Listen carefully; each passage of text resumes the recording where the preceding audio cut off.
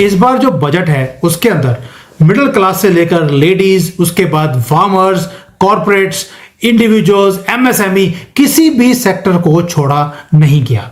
और यही कमाल है इस बार के बजट की। Being a very humble student of history, I have arrived at a conclusion that in the next 10 to 12 years, the real global conflict, economic of course, not military, will be between America and India. जो ज्यादा जो share है global economy में वो India और China का होने वाला है अमेरिका के बाद।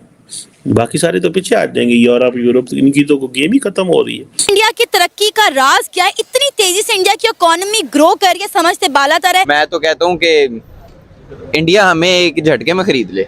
हम लोग ऐसे 70 साल 50, अब देखें हमारे साथ वाले मुल्क किधर चले गए। आप तो हिंदुस्तान के साथ कंपैरिजन करते भी शर्म नहीं कर सकते। हिंदुस्तान को अब वक्त नहीं लगेगा थर्ड बिगेस्ट इकोनॉमी बनने में, बिकॉज जो फोर्थ और थर्ड बिगेस्ट इकोनॉमी है हमसे ज्यादा दूर नहीं है। इसी तरह इकोनॉमिक ग्रोथ इंडिया की रहेगी तो 2050 में इंडिया की इकोनॉमी पाकिस्तान से 40 गुना बड़ी होगी। 200 अरब डॉलर की इंडिया और अमेरिका की ट्रेड है, तो वो क्यों ना इस एंगल से सोचे इंडिया के बारे में। दोस्तों, आज भारत का बजट पेश हुआ है।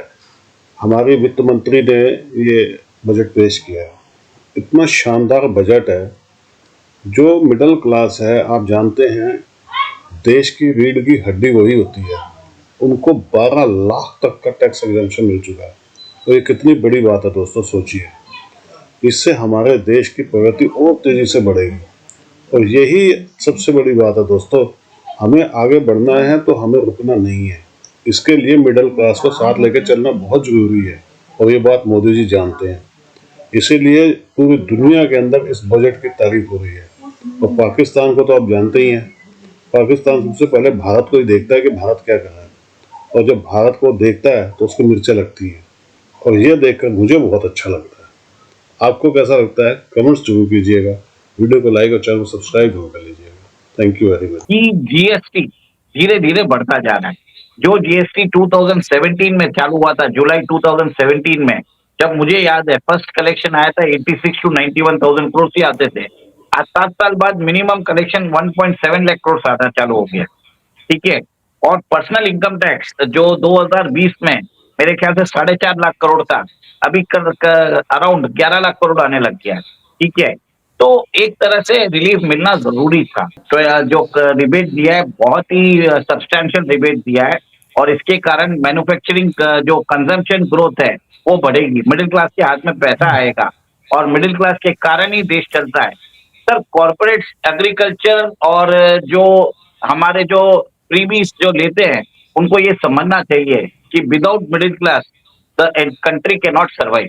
आज जैसे देखिए 25-26 में वो बता रहे हैं कि टोटल रेवेन्यू आएगा, रेसिप्ट आएगा, it will be 34 to 35 lakh crore. मतलब आपकी रेवेन्यू है 35 लाख करोड़, आपका खर्चा है 50 लाख करोड़, तो 15 से 16 लाख करोड़ का डेफिसिट रहना ही है।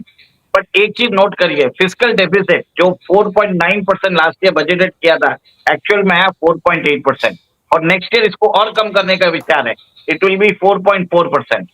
तो एक तरह से देखिए मिडिल क्लास को एक तरह से उन्होंने बेनिफिट भी दिया, कंजम्पशन को भी बढ़ाएगा, उनके हाथ में पैसा भी आएगा और पैसा आने से सारी all round growth in the economy आने वाला है। क्योंकि भारत के जैसे चाइना के अंदर एक्सपोर्ट नहीं करे तो चाइनीज इकोनॉमी कोलैप्स हो जाती है। ठीक है, आप भी मानते हैं। और भारत के अंदर आप कंजम्पशन नहीं करने दोगे तो भारत की इकोनॉमी बढ़ जाएगी।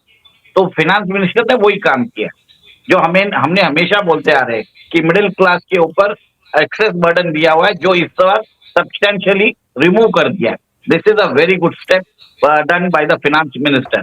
सेकेंड, बहुत सारे टैक्स प्रोविजन है टीडीएस के, जैसे उन्होंने किया है, जो आप रेंट भरते हो, पहले जो लिमिट थी 2,40,000 तक आपको टीडीएस भरना था, वो हटा दिया है, वो अब कर दिया है उसको 6 लाख।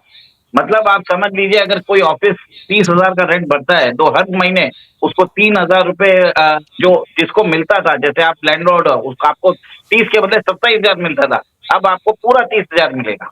एक बात अब जो मैं ये यहाँ से ऑनवर्ड मैं चाहूँगा कि आपकी इस पे तवज्जो हो। Ali Warsi, being a very humble student of history, I have arrived at a conclusion that in the next 10 to 12 years, the real global conflict, economic of course, not military, will be between America and India. Not China and India, as people are, not China and America. People are envisaging a conflict between China and America. China will remain there, of course, with its volume. आप और मैं जब पैदा हुए थे, बल्कि जब मैं पैदा हुआ था या उसके थोड़े अरसे बाद, आपको याद है एक इकोनॉमिक पावर होती थी जिसे जापान कहते थे जी, नंबर 2 थी, नेक्स्ट ओनली टू अमेरिकन। अब मेरे ख्याल में 7वें या 8वें नंबर पे। जी, ऐसे ही है। ठीक है। और ये जो 2025 शुरू हुआ है, इस 2025 में to the best of my calculation, India will get beyond both Japan and Germany and will be the third largest economy in the world. और इंडिया का सही मानों में इक्तिसादी जो मुकाबला है वो अभी तो फासला बहुत है ना। एक तरफ 29 खरब की इकोनॉमी है, एक तरफ 4 की है। बिल्कुल बिल्कुल बिल्कुल। लेकिन इसको बदलने में 10 बरस लगते हैं। चाइना को भी इतनी लगे, लेकिन चाइना में अनप्रेडिक्टेबिलिटी की जो सिचुएशन पाई जाती है वो इंडिया में नहीं है। इंडिया में मईशत और सियासत एक ही धारे पे है, तो वहाँ कुछ भी हो जाएगा। सुबह उठेंगे तो अखबार में ही देखेंगे कि क्या हो गया। जी जी जी, ये इंडिया में नहीं होगा। बिल्कुल ऐसे ही। उनके पास 72 बरस का रेगुलर स्टेबल डेमोक्रेटिक एक्सपीरियंस, वो बहुत बड़ा एक्सपेरिमेंट हुआ है जी। वो दुनिया की सबसे बड़ी आबादी का डेमोक्रेटिक एक्सपेरिमेंट है। 37 करोड़ की आबादी के साथ अमेरिका, अगरचे इस वक्त टेक्नोलॉजी में, नो हाउ में, जिसको हम ह्यूमन कैपिटल कहते हैं, बहुत आगे है। और इंडिया की आबादी एट द मोमेंट तो खासी लाइबिलिटी है जी, क्योंकि फर्क बहुत है अमीर और गरीब में। लेकिन ये नहीं भूलिए कि $2000 की नफसियाती हद पर कैपिटा इनकम में पार कर चुके। बिल्कुल ठीक है। और ये 10 वर्ष ये ट्रम्प वाला एरा, अभी से आपको ट्रम्प वाले एरा ही में कुछ ऐसे निशान नजर आना शुरू हो जाएंगे कि इंडिया और America will not be seeing eye to eye.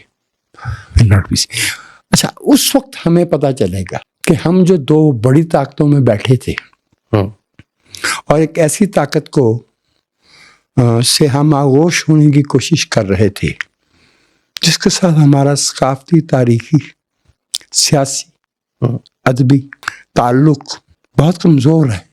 और दूसरी तरफ वो ताकत है जिसके साथ हमारा 1000 बरस का साथ चलने का बिल्कुल तजुर्बा है।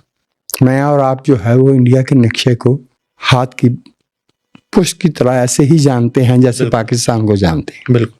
हमें वहाँ की टोपोग्राफी तक का पता है, हमें वहाँ के मुख्तलिफ इलाकों के मौसम तक का पता है, लहजों का पता है।